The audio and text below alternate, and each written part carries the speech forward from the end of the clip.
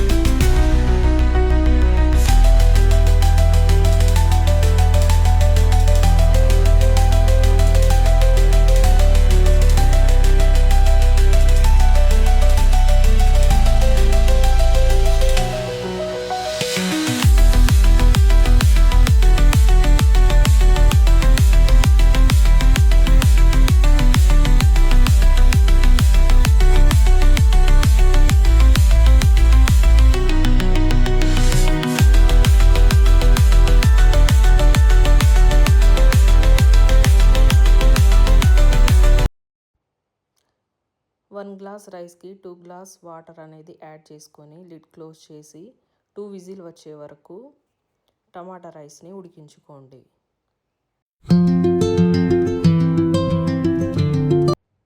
ఇదిగో మన super tasty టమాటా rice ready అయిపోయింది.